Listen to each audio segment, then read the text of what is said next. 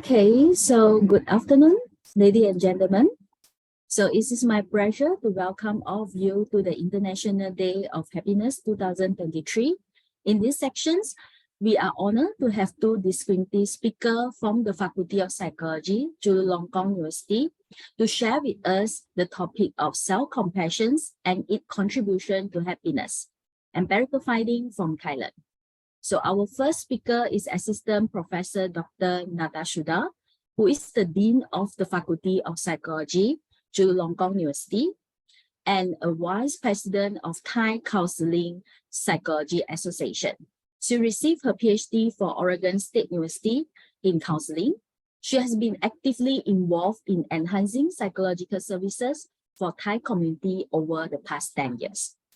Her research interests lie primarily in the area of positive psychology, multicultural counseling, and Eastern psychology. So please welcome Assistant Professor Dr. Nattasuda.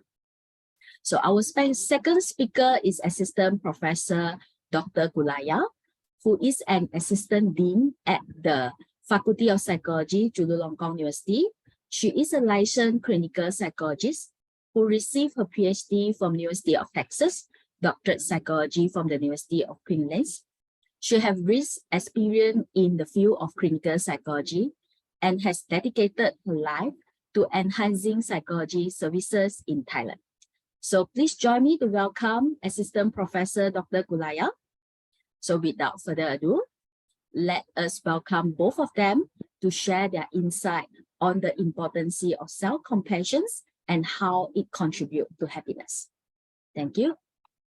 So can we welcome both of the Assistant Professor? Thank you, Dr. O. And Dr. Nattasuda. So I will be the first one who starts. So I'm going to share my screen now.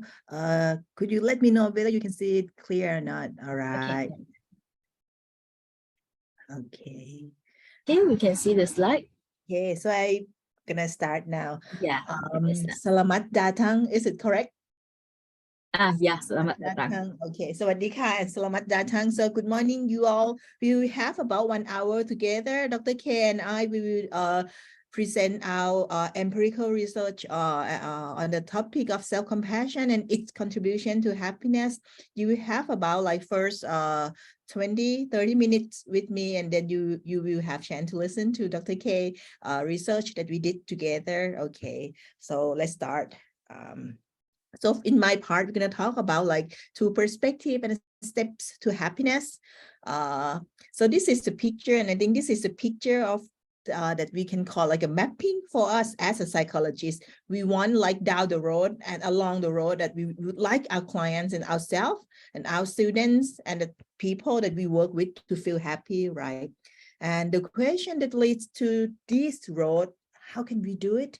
How can we do it? And Dr. K and I, we both came up that self-compassion can be stepping stone, one kind of intervention that we can use along the road that help people and help ourselves to feel happy. So let's talk more about self-compassion and happiness. So a meta-analysis finds that self-compassion is positively correlated with positive mental health and also negative correlation with psychopathology in adolescents.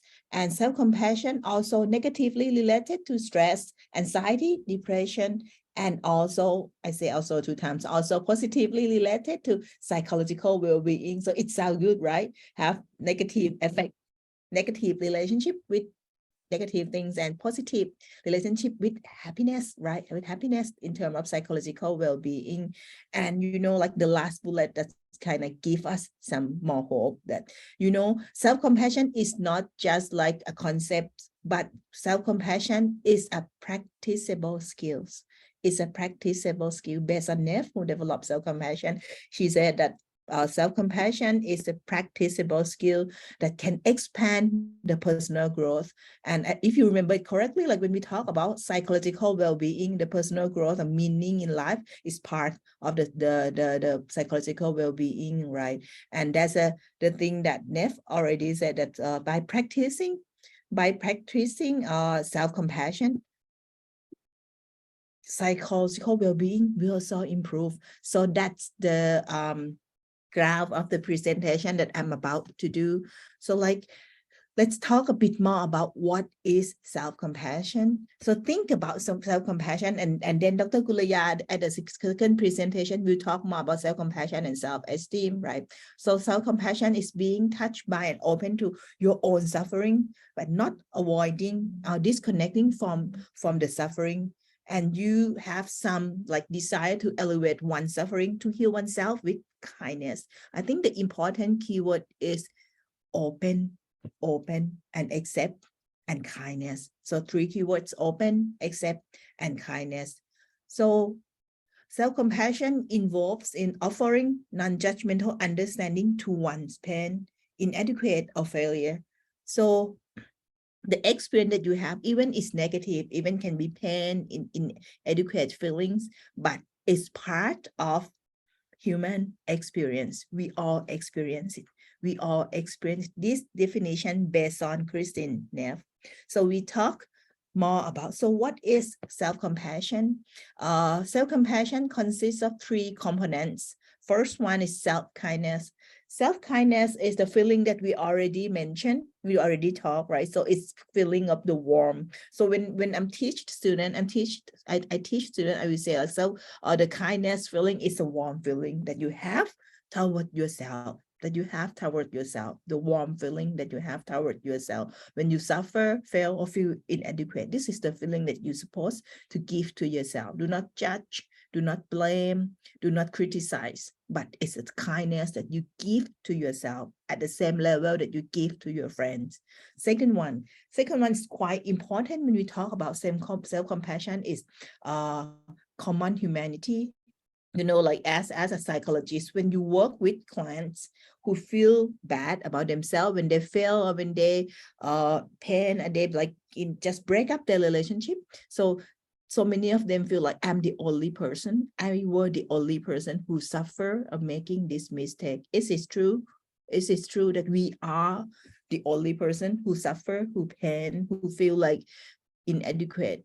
No, it's not true. Like for me, I'm a Buddhism background, right? So actually we can say that all humans suffer. We experience suffering somehow. But when you are in that point, at that point of suffering, you tend to think about it's only me who are this suffer. So Kristin Neff introduced the concept of like the component of self-compassion in terms of common humanity.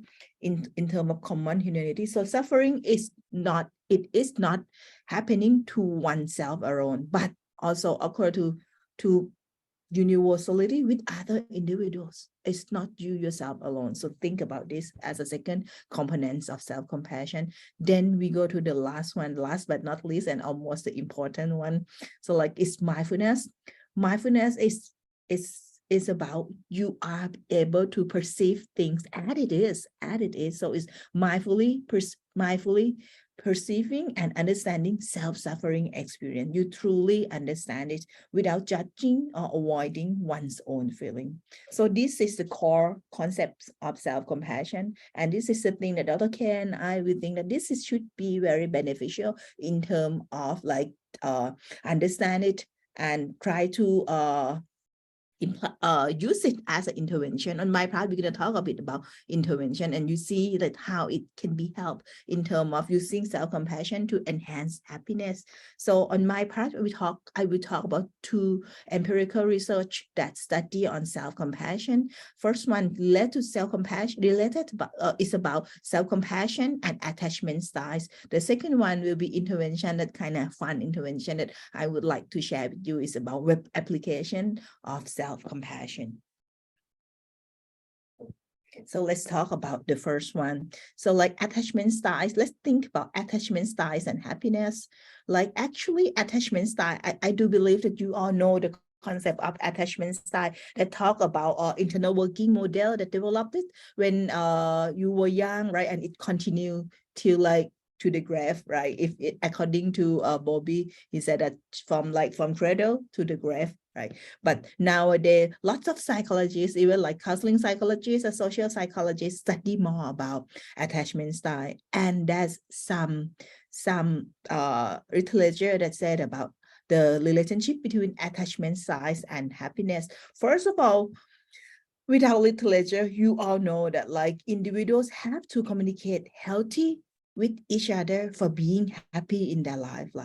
But attachment style talk about a significant person that you communicate with. The significant person can be your friends, can be your partner, can be your parents, right? So based on this, that we need a healthy relationship to feel good in your life, right?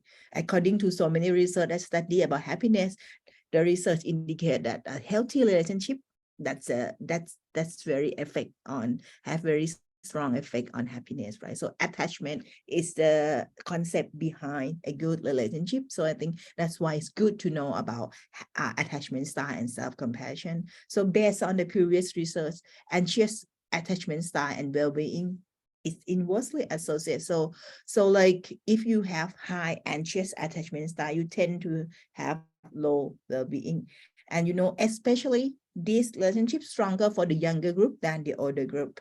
The second one is like a person's happiness in romantic relationship, life satisfaction, and subjective well-being level change according to the attachment style. Of course, the attachment style that we all want to have is secure attachment style, right? But as you know that the component of attachment style can be like avoidance attachment style and anxious component. So let's see more in this research.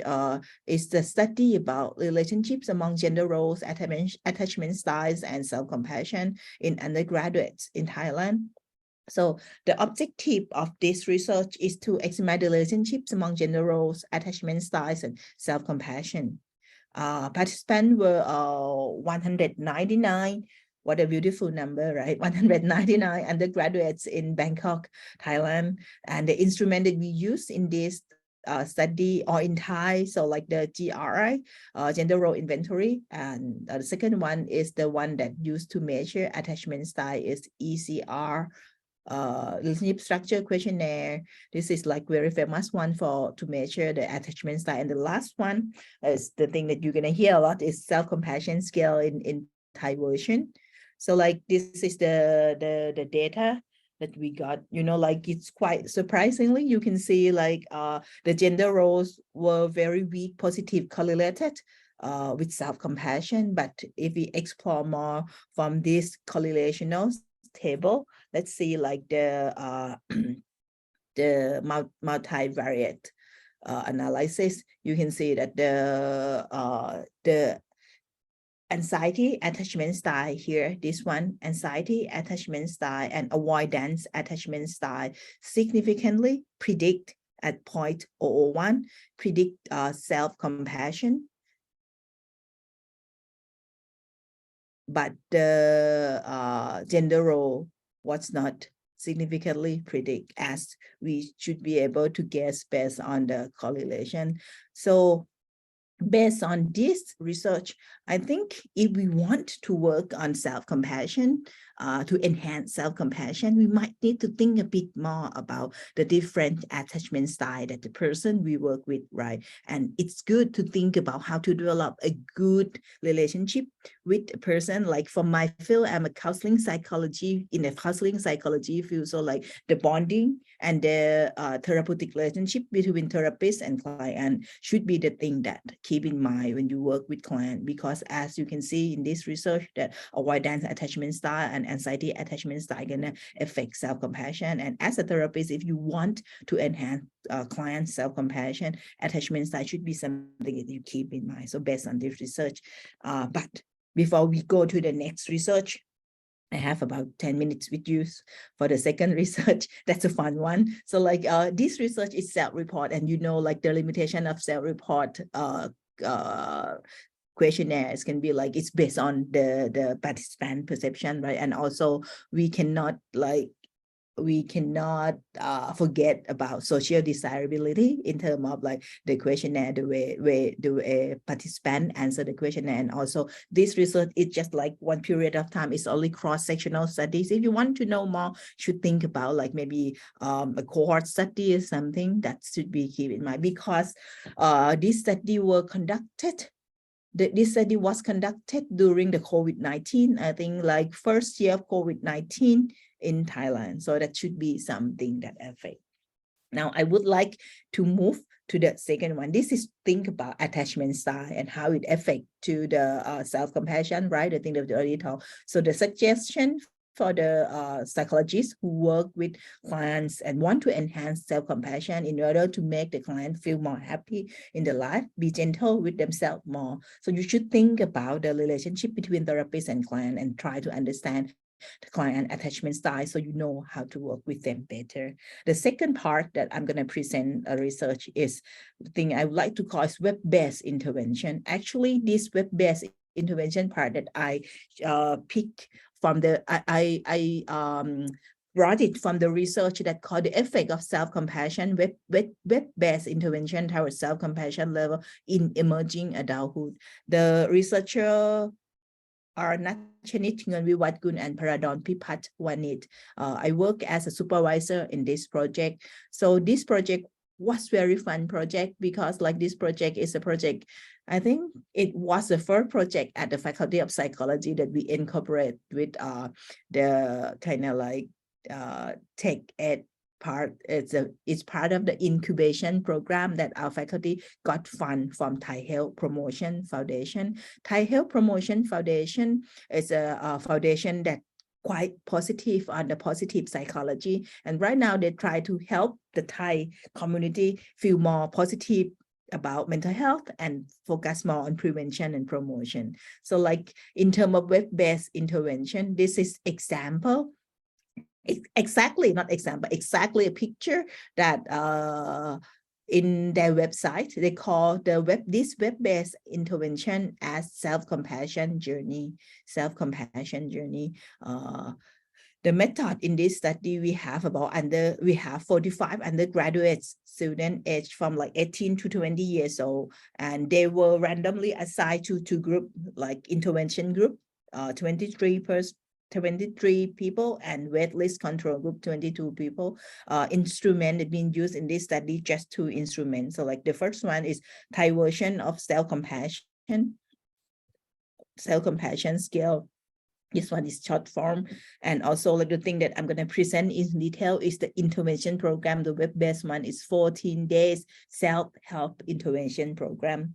So this is the advertisement that we used when we advertise for ask for participants to like submit to join us in this project. We call it self-compassion journey, and we like introduce them a bit concept about self-compassion, that how to practice self-compassion by yourself, that kind of like being gentle to yourself, sharing your experience with others, listen to others' experience, right?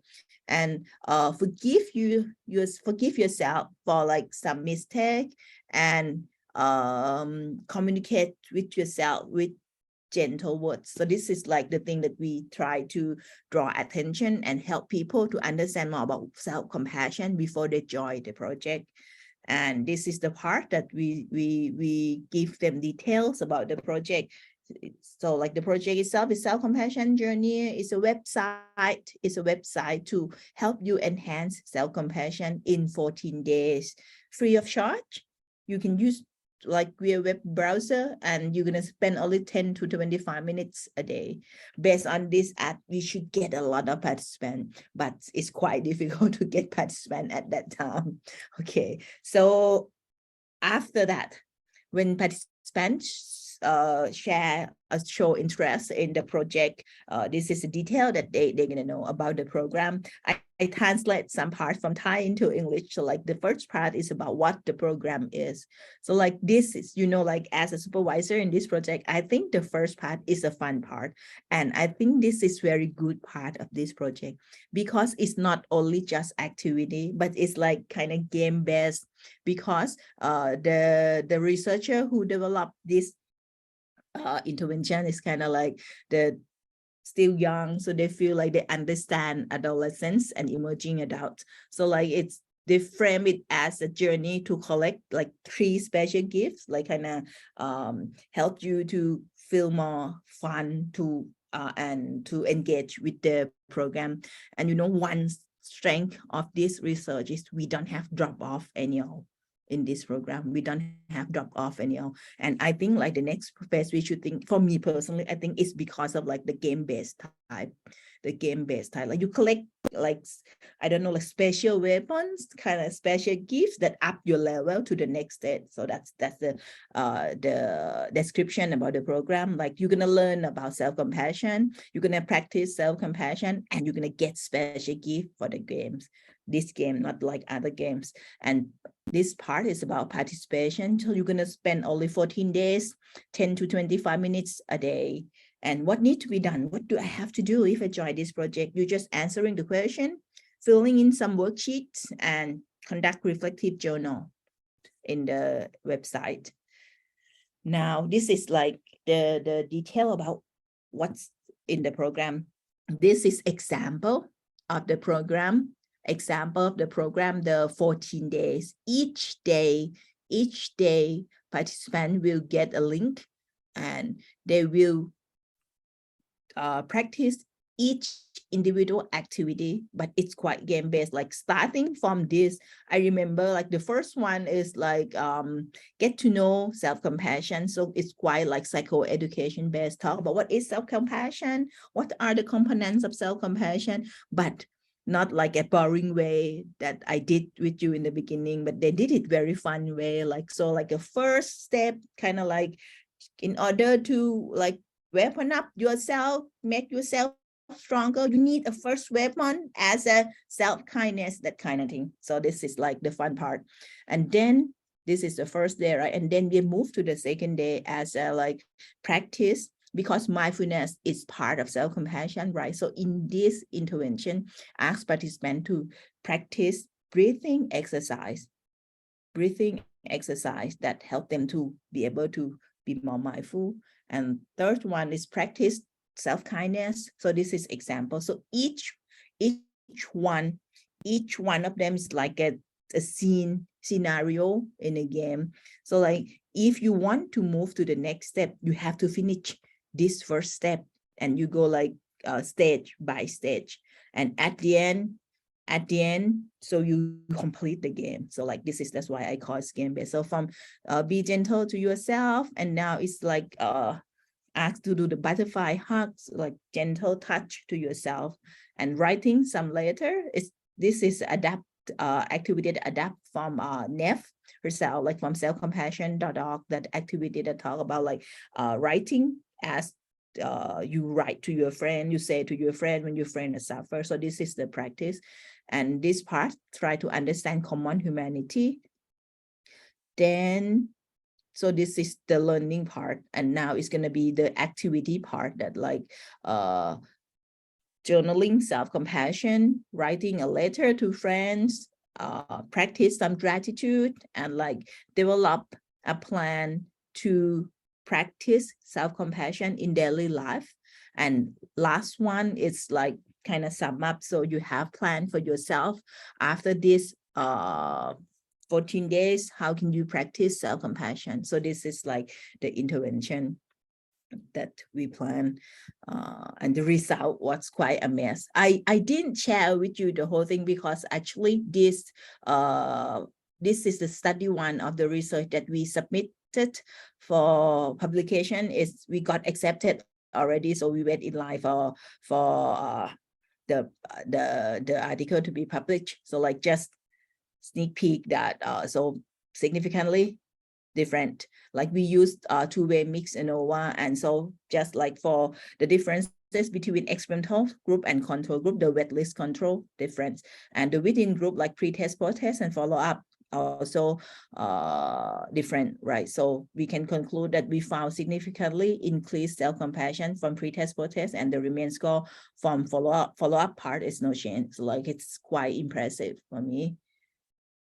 So I think that's all on my part. So we did talk about like self-compassion and how the practitioner can be used, right, to enhance self-happiness, like think more about attachment style, and talk about like the web-based intervention, how self-compassion can be used with like the younger group. So now I think it should be time for Dr. K to share with you about her research on self-compassion and self-esteem. Hello สวัสดีค่ะ Good morning everyone นะคะ Could you hear me well คะ Could I double check on that? Thank you very much, and I hope that the screen sharing go properly. And as Dean Nattasuda mentioned to you, seems as if like there are various aspects that we can enhance happiness via self-compassion. And what I would love to share today is to look at one example of how self-compassion could be used to promote happiness. And in a particular domain of body image dissatisfaction, and we look at how that can affect the self-esteem. And again, this is the study that Dean Nattasuda and me had a chance to conduct quite a few years ago, but we feel that it still could be quite very applicable and would be quite useful to give the illustration about how self-compassion could be linked to happiness. And we hope also that in this study, we would be able to understand a little bit more also that how self-compassion could be linked to happiness and how happiness can be enhanced when we look at the area of self-esteem and body image satisfaction. And I think we have been talking already about the importance of self-esteem and association with happiness. When we talk about self-esteem, it entails the degree to which we feel quite satisfied with ourselves. We feel that we achieve in the area that we deem important quite significantly. We're quite satisfied with how we do. And with that sense of satisfaction, self-esteem has been linked to happiness, the positive feeling that you have toward yourself and the satisfaction that you have toward yourself as well as your overall life condition. So this is the link that has been shown quite really strongly empirically between self-esteem and happiness. Unfortunately, there are going to be various occasions when self-esteem become quite unsettled and people feel quite not so secure, not so satisfied with their self-esteem. So in that area, we feel that we would head for the level of happiness to be compromised, and we would hope that the use of self-compassion could be applied and assist in helping maintaining the happiness, even if in that occasion you might not feel that much satisfied with yourself. And speaking about that, there are various ways that people can feel satisfied with themselves and to have their self-esteem. I have this chart over here from a textbook by Whiten and Dunn that help illustrate various aspects of satisfaction that people can draw and bring about the sense of self-esteem, and is particularly applicable to undergraduate students. You can see over here that some of the students gain the sense of happiness and self-esteem via their social relationship. They feel that they have good relationship, they could maintain their friendship very well, intimate relationships, and they feel that, well, I'm quite happy with myself and satisfied with myself in this domain that I deem as very important. Other students, undergraduate ones, may feel that the area of mental health and well-being or emotional self-image, they can express their emotion very well, is real important. Some feel that their academic achievement is real important for them, and these are the source of self-esteem. However, quite a few undergraduate students, particularly female, feel that physical appearance are real important for them. And I would hate to say that it would be restricted to a particular gender.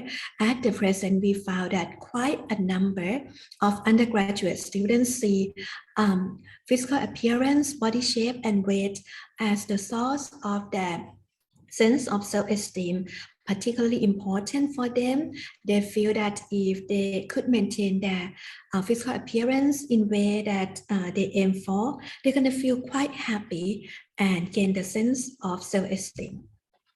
So that self-esteem can draw quite heavily from physical appearance from some of the group of undergraduate students, particularly for adolescents female, when this is the time that quite a lot of attention are given to their physical appearance. Look at their body shape as well as their weights. And that can be like physical attraction in terms of their facial components also. And when you talk about adolescence, particularly for female, these are normally expected to be the prime of their attractiveness in terms of their physical appearance. People have used set up quite high expectation. You're going to hear from the media messages, from the advertisement. You can look in the YouTube and you're going to see the illustration that this seems to be the prime time for the physical beauty. So adolescents quite a lot would feel quite pressured by the social message and feel that they have to maintain the beauty standard, the standard of physical attractiveness to the level that would be mandated by the society. But definitely you can imagine that we all are different. We have our own uniqueness. And it's not that we all would fulfill the standard of attractiveness that would be dictated by the society at that time. And again, the dictation would change across the time also. In the older time, there might be some preference of a certain body type and physical attractiveness. And in a certain time, things could be changed quite drastically.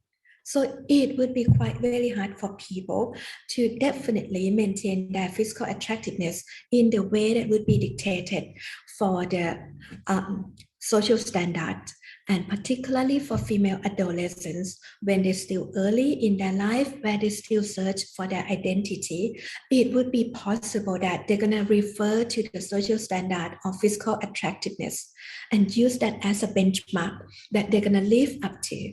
And as I mentioned, the standard can be quite random, it's not consistent, and it is not applicable to everyone, body shape and weight and genes, and definitely it's gonna be hard to achieve that. So at the end, what seems to be happening is that many of the female adolescents and male alike would experience the sense of discontentment, the dissatisfaction that they might have about their body shape and body weight.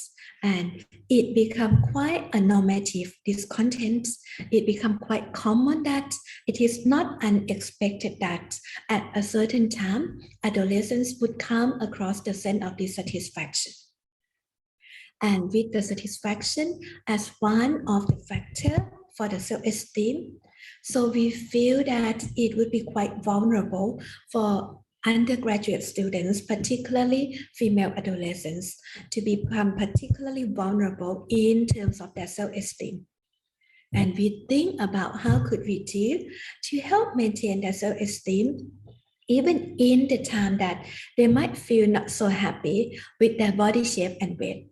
We would love to make sure that if we could find a solution, we could help maintain the self-esteem and at the same time could promise the happiness for this particular group of population. And we come up with one of the possible answers. We think about self-compassion. I believe the Nattasuda talk about the various aspects of self-compassion, the three aspects that would be quite very helpful and would link quite clearly with happiness. But if we talk about this aspect in the body image satisfaction, we could look at self-kindness, the way that you treat yourself when you come across flaws and limitations in your body shape and weight. You look at your body and it might not be perfect. But if you're kind enough, if you're mindful enough, and you recognize that everyone experiences this could help maintain your self-esteem. We can look at the mechanism over here. If you're mindful and you look at your flaw, you recognize that, well, I'm not perfect. But at the same time, you would not be overreacting and adding and thinking and perhaps overthinking and perhaps like doubt more than just the flaw that you see. Sometimes we get too overwhelmed and overreact. One flaw that you see becomes so big to the point that you can see other flaws of yours also. When we have mindfulness, when you come across our flaws and limitation, we would be recognizing that, but at the same time, perceive that as it is. We do not add up the extra burden that we would have to experience. We do not add up the extra worries that we might have to endure. So the level of the difficulties when you look and see that you might not be perfect in your physical appearance become contained. It's not bigger than it is as it is, hopefully. And at the same time, with the self-kindness, if you feel that you have to address the concern, you would not do things that are going to hurt or harm yourself. When you talk about body image, you would not starve yourself. You would not do things that would be dangerous, taking some of the, let's say, diet pills that might not be legitimate. You would not starve yourself and go over the hunger for the hope that you're going to gain the body shape and body weight that you aim for. You treat yourself with gentleness and kindness. When you talk about self-compassion, in this component, the self-kindness helps you to treat yourself with the care and tenderness that you deserve. And even if you might think about changing yourself, improve your body image, you do this in ways that would be gentle and kind and take into consideration the need of your body. And the last component of self-compassion, when we talk about common humanity, this, as the Nattasuda talked about, it is relevant to the fact that you recognize that everyone has their own limitation. No one is free from imperfection. So if at the end, after the attempt that you try to properly change your body shape or body weight, you recognize that, well, it doesn't work as well as I had expected. Maybe you can live with that more effectively, recognizing that, well, I'm like everyone. I have my limitation. I'm not perfect, but others would be experiencing the same thing also. You do not feel alienated, you do not feel inferior as much, and at the same time you can maintain the connection with other people, and you could perhaps like look at other ways to gain your self-esteem. But if you don't have the common humanity, you're going to be isolated, you might not become as comfortable interacting with other people. You feel that you have your flaws and you feel outcasted, and that would make things even more challenging in terms of your maintaining good body shape and body weight, and at the same time maintaining health, self-esteem and happiness in the long run. So over here, we trust that self-compassion would be quite helpful in helping in reducing the link that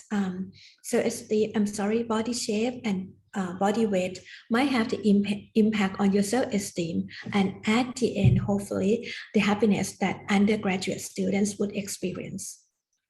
And we try to test the hypothesis shortly, but just to clarify the other reasons that self-compassion was selected above and beyond the theoretical view over here. Based on past studies, we found that self-compassion seemed to be particularly common in Thailand. Based on past studies that look at the experience of self-compassion across cultures, look at the level of self-compassion that people in Thailand experience, and also in the Taiwan as well as in the US, we found that seems as if in Thailand we are particularly oriented towards self-compassion. It could be because of the religious orientation as well as the dialectical belief. In Thailand, we have the belief that humans are not perfect. Humans are kokon, which is in Thailand mean that mixing. So as a human being, we are in the process that we're still working along and we're not a final product. You can think about the process of mixture when you cook something. It's quite fun mixing, but at the same time, you do the mixing as part of the process for the final product of a lovely dish that you would hope to obtain. So at the end, we look and try to see that hopefully, because of we are quite oriented to self-compassion in general, we might be introduce the concept later on quite smoothly, and perhaps like use that as a way to enhance the sense of self-esteem, even in the face of low body shape satisfaction. So over here is the study, and I could see in the chat area over here that there seems to be some of the interest, particularly in Malaysia, that use self-compassion to help people to feel better with themselves also. So good to hear that, and looking forward to discussing more about that definitely. Would hope to hear about the result over there. So based on what we have over here, we set up the research hypothesis that if we look at the link between self-esteem and body image dissatisfaction, we think that when we look at people with high and low self-compassion, and over here we define high and low self-compassion is we compare the level of self-compassion to the norm, and for those who get higher than 66 percentile would be considered as quite high in self-compassion. People who get lower level of self-compassion, lower than 33 percentile, would be considered to be quite low in self-compassion. We try to look at the association between body image dissatisfaction or satisfaction and self-esteem in people with high and low self-compassion.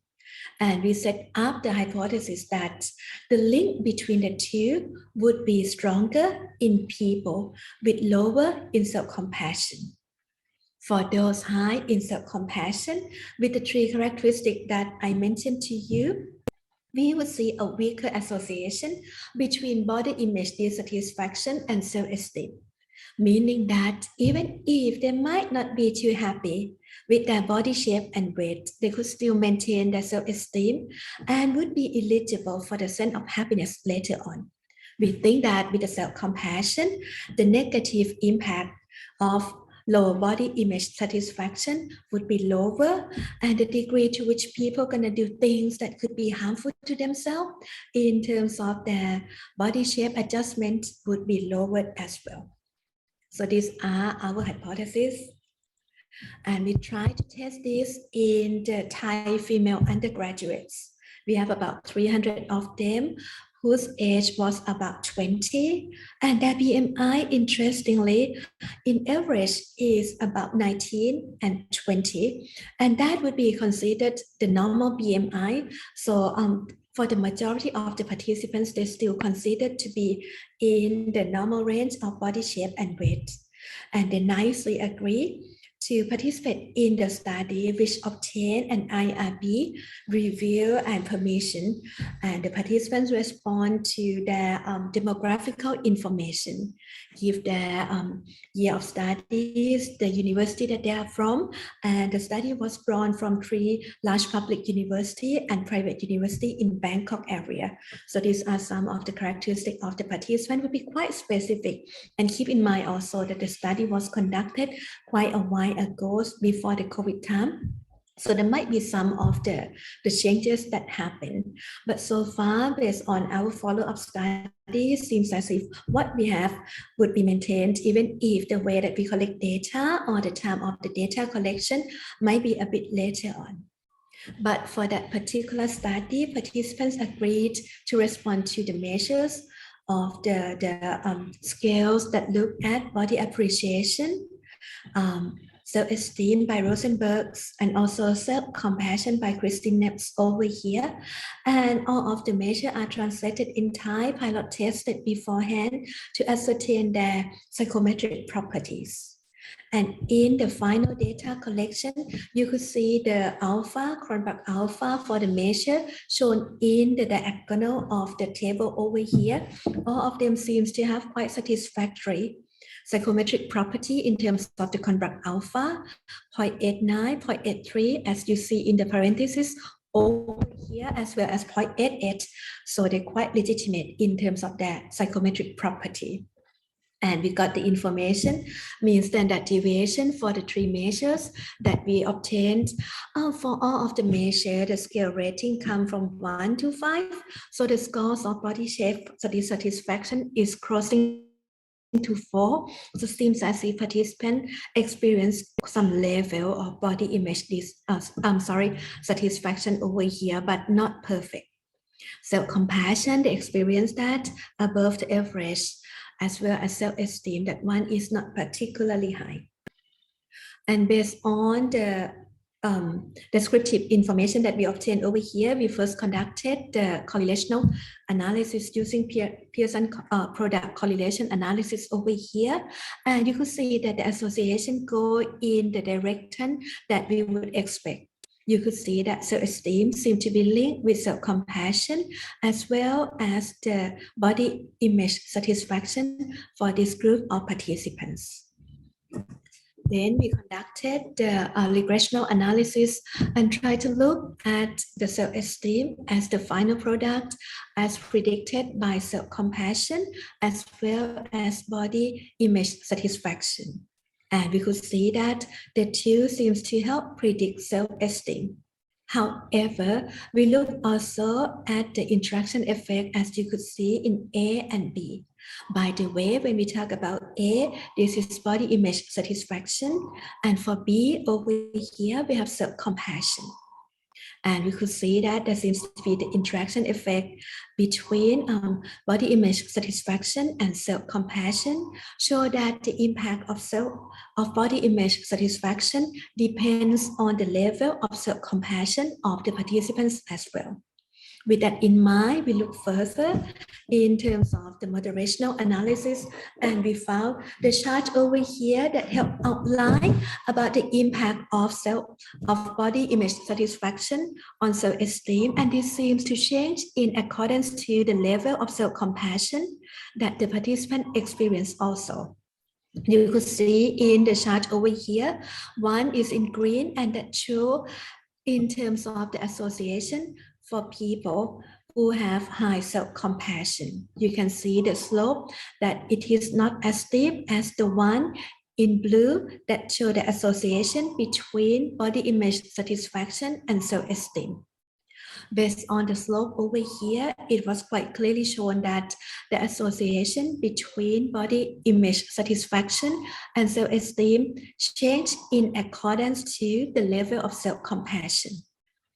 And the association was stronger for people with low self-compassion, shown in the blue line over here. So it seems as if the self-esteem for people with low self-compassion become more impacted by body image satisfaction. For the green line over here, for people with high self-esteem, the association is not as strong. So the degree to which you have body image satisfaction would not impact as much on your level of self-esteem. So it seems as if our hypothesis is supported and self-compassion has been shown to be quite beneficial in reducing the impact of body image satisfaction on self-esteem. So this is quite promising. And we feel that in that case, participants, even if they're not happy as much about their body image, they could still maintain their self-esteem and become quite free, quite reduced in their risks in doing behavior that would be quite harmful in their body image also. So we think that, as shown in the Nattasuda talk, there are various ways that we can cultivate self-compassion. The web-based activities one that fit quite nicely with the young ones also and quite be engaging. But at the same time, if you want to talk about something more serious like psychotherapy, there are various psychotherapy that gonna help enhance self-compassion. You can talk about self-compassion enhancement program. You can look at some of the psychotherapy that look at the increase of the mindfulness as well as acceptance, like acceptance and commitment therapy. Dialectical therapy would be helpful for enhancement of mindfulness also. So with this outcome, we are quite exciting, and we look and see that yes, definitely this is not free from some of the cautions. Definitely we do data collection that is based on self-report, and people might be report based on their perception or their concern for social desirability. We can definitely not rule that out. And also definitely we use correlational studies. Even if this is regression, we cannot imply causation. It would be helpful in the future that we can can use more of the stringent experimental design to look at the outcome or intervention to infer cause and impact. But at the present, we can see that definitely the study helps show that there are ways to maintain self-esteem, which is linked to happiness. Even if you feel not that satisfied with your body shape and body image, but that you can use self-compassion in that maintenance, and in that case, in a way, it helps show why self-compassion can be quite helpful and linked to happiness as shown in various studies, which seems to be the beginning point of the Nattasuda discussion as well. So I come to the conclusion over here, and seems as if we have covered all of the information that helps show the link between self-compassion, illustrate the link over here. Would there be anything that you'd like to add, Kadi Nattasuda? No, I think it's very, very clear. So like that self-compassion could be something that we all keep it like in mind when you think about you want to enhance like their happiness, right? Can be one tool so that you can use easily with your clients or either yourself. Definitely. So this is one alternative that people can consider definitely. Okay, thank you, Dr. Nattasuda and also Dr. Kullaya. Okay, so thank you for the insight that provided, help us to understand better the self-compassions that actually can create the positive impact on our life and contribution to the overall happiness. So I think now we have entered the Q&A sections. So maybe the participant, do you have any question that you would like to ask? You may unmute yourself and also ask the question, or you can also write your answer in the chat box. Okay, maybe we will give them some time on it. If you have questions. Could I ask to share the screen real quick? We have an upcoming conference in August, and we hope that we would be extending our warm welcome to the participants as well as the colleagues over here. It would be on a relevant topic, well-being over here, and we focus on the Bani world. We are looking forward to welcoming you in Thailand. We have the keynote speech that would be addressed on the topic of growth mindset, and we have the panel discussion that would be delivered by Dr. Nattasuda over here, as well as the various workshops that gonna work on mental health and well-being, and we hope to share that with you. We have workshops over here as well on various aspects, DBT, ACT, as well as the use of compassion-focused therapy on the relevant scheme, as well as some of the structure equation modeling as well.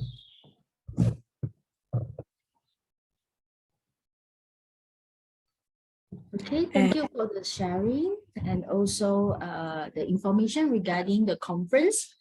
So please feel free to share and also join the conference. Okay, so I think perhaps that I have one question. So just now you all did share about the importance of self-compassion and how it will help in enhance the self that we perceive, our body image, our self-esteem, and also overall happiness, right? So is there any tip that you can give to us how to help us to at least enhance our general self-compassion? Yep. Would you like to, Ka? It might be a tip that I use for myself as well. You know, like when we talk about self-compassion, it's opposite from self-criticism. And somehow in our culture, especially Asian culture, we tend to jump, right? And when we did something wrong, we might have self-criticism kick in automatically. So my suggestion should be like, if you start from mindfulness, just accept, right? Change your mindset, just accept if you did something wrong, it's okay too. So it can help slow yourself down from criticize yourself, and then bring in the concept of self-compassion and think, well, okay, be kind to yourself, be gentle to yourself. And second things that so many people ask me, self-compassion is not like self-pity. It's not like be too easy to yourself. It's mean you need to accept the faults. You need to accept the thing that you did, right? This is like something that happened, but you don't need to judge, you don't need to blame yourself in order to overcome it. Does it make sense? So I think this is might be like my tips. Thank you. But then I think when we grow up in the Asian country, right, not that easy for us to change our mindset lah. It maybe requires some practice as well to accept ourselves, and also sometimes to accept who we are, and also appreciate the beauty of ourselves, right? Okay, so I think we have a question in the chat box. Yeah. So okay, so I think I will read it out. Is it okay? So from Hui Mei, he said that I have a few questions for Prof Natasha. He mentioned about the grooming fee of the self-compassion journey is really cool. Would the web-based intervention be launched and open to the public anytime soon? And is there any plan to launch an English version in the future? You know, like this is very good question. You know, like this is I think the web itself still launched in Thai, but very good question about English version. So like after I prepare, during the preparation for this presentation, it came to my mind that maybe next step we need to think about the English version. And also the second question that you asked about like the follow-up, right? Because we asked participants to do the plan. And can they continue after the plan? We did not have chance to conduct the follow-up study yet, but this is very good question. And thank you for this good question. So I can bring back and like improve the research. Thank you very much. Okay, maybe Dr. Kullaya, do you have anything that you want to share with us? Maybe a few words? Definitely, really appreciate the input also, and seems as if it's quite very exciting to see that quite a few people are interested in self-compassion and apply that whether in the gaming domain or also in the body shape and body image also. So if there would be further collaboration, we would be very happy to explore that. And so for me, the tips that I normally do to enhance self-compassion is a lot of the time we're quite nice and kind to other people. We would give them the consolation or give them the support, and when they come across the difficulty, sometimes we try to remind them of the common human experience also. So a lot of the time I use that tips to myself, like what would I say to myself in that situation. And if I notice that I say something that would be quite too critical, which could happen based on our Asian background, I would think about what I would say to the friend and see how I would treat him or her and apply that to myself also. So that can be one quick tip that might be useful. Okay, thank you. Thank you for the sharing. So we really appreciate it. And I think that all of us have learned a lot of things from the study, and also we realized the importance of self-compassion. And now we know that we can be kind to ourselves and also at the same time with others as well. So to promote, to enhance the self-compassion among us. Okay, thank you. And okay, so as you all can see as well, there is a poster posted in here that about the conference that coming in this August. So please have a look on it and also join the conference. So hopefully that we can meet in person in August in Thailand.